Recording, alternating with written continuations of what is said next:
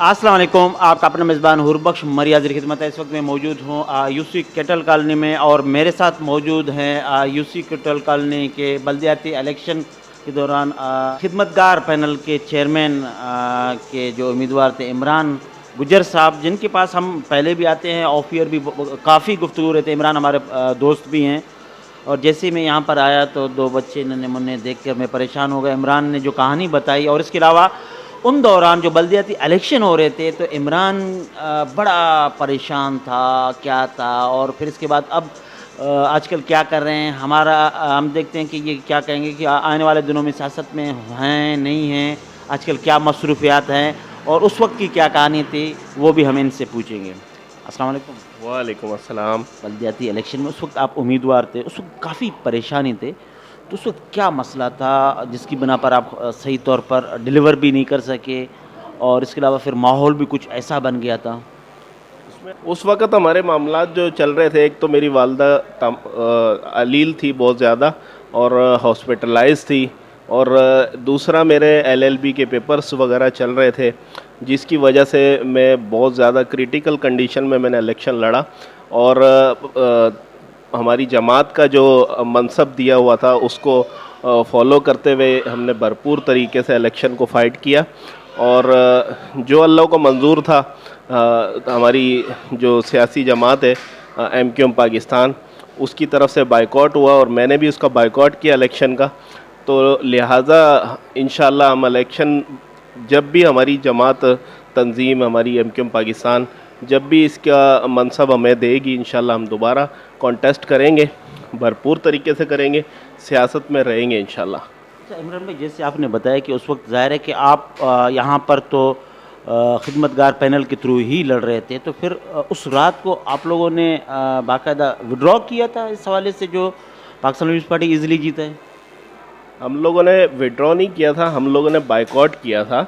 जो हल्का बंदियों की मामलात ख़राब थे, वोटर लिस्टों के ऊपर मामलात बहुत ज़्यादा डिस्टर्ब थे, आपको ज़्यादा बेहतर पता है, और इसलिए हमने बाइकआउट किया था, जो कि बाद में जमात इस्लामी के भी सामने आया, मामलात जो भी सामने थे, और उस वक़्त हमारा बाइकआउट उनको नहीं समझ में आया था। उनकी अपनी सियासत है। हमारा बाइकआउट हुआ था और मैंने भी बाइकआउट किया था। अच्छा, आजकल आप नज़र नहीं आ रहे हैं, इसकी क्या वजह है? दिल बर्दाश्त हो गए हैं या सियासत से किनारा कश हो गए हैं या आपकी और कोई मसरूफियात हैं जिसकी बिना पर आप मंजर आम पर नहीं आ रहे हैं? देखें, सियासत एक खिदमत है और मेरी जो नज़रिया है वो खिदमत का ही है सियासत का, और इसके अंदर मेरा कोई मफाद या कोई ऐसा कोई मामला नहीं था। इंशाल्लाह खिदमत करते रहेंगे, सियासत करते रहेंगे। आजकल ना नज़र आने का मकसद ये है कि मेरे एलएलबी के पेपर्स चल रहे हैं, जिसकी मैं आजकल प्रिपरेशन में मसरूफ़ हूँ।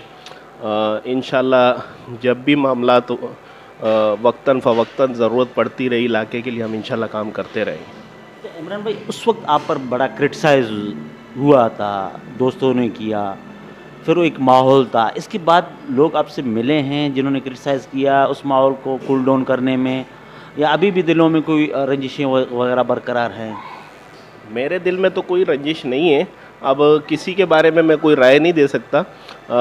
जिसका जितना सोच थी उसने उतना वैसी बातें की इलेक्शनों के दौरान, और मेरे दिल में किसी के लिए कोई बातें नहीं है। लेकिन मेरे लिए जो सख्त माहौल था, सख्त दौर था, वो मुझे इस कैटल कॉलोनी के लोगों ने बहुत ज़्यादा सपोर्ट किया और बहुत ज़्यादा कूल डाउन किया।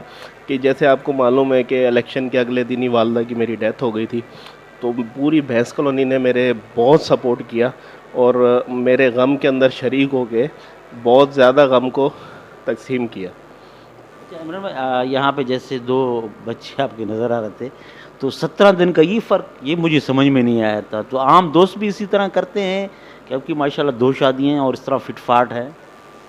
देखें जी, मेरी इसके अंदर कोई ताकत या कोई काबिलियत नहीं है।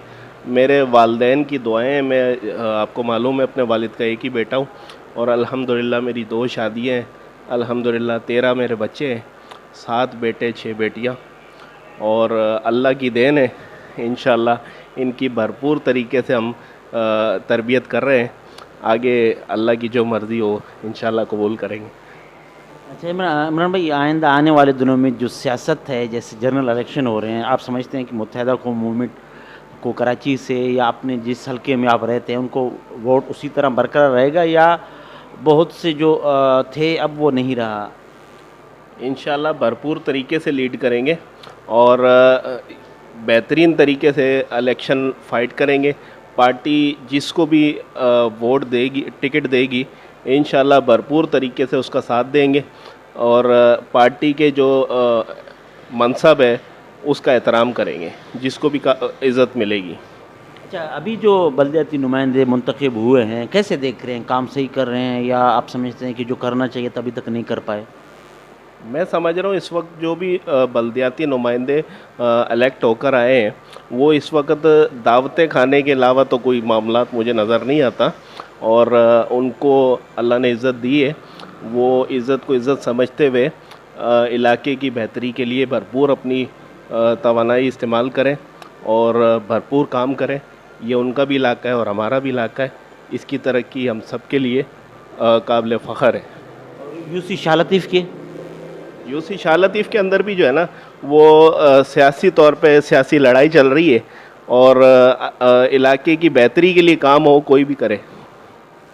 बहुत बहुत शुक्रिया नाज़रीन, ये थे इमरान गुज्जर के उस दौरान इमरान भाई के काफ़ी मुश्किलात थे। एक तरफ वालदा अलील होना, बार बार हॉस्पिटलाइज होना, फिर बल्दियाती इलेक्शन का पोस्टपोन होना, तो जब भी हम आते थे काफ़ी टेंस में होता था और इसके बावजूद भी ज़ाहिर है कि इलेक्शन लड़ना, फिर आखिर में आके जो पाबंदियां लगी हैं या विड्रॉ कर गए हैं, जिसकी बिना पर पाकिस्तान पीपल्स पार्टी यहाँ से सीट निकालने में कामयाब हुआ है। और इमरान भाई के पास हमारा आने का मकसद ये है कि जो चेहरे नज़र आते हैं वो बार बार आवाम के सामने रहें और इनकी अभी हालिया दिनों में मसरूफियत है और इसके बाद ये खुलकर भी सियासत भी करेंगे। इस वक्त मेज़बान हुरबख्श मरी को इजाज़त दें। अल्लाह निगहबान।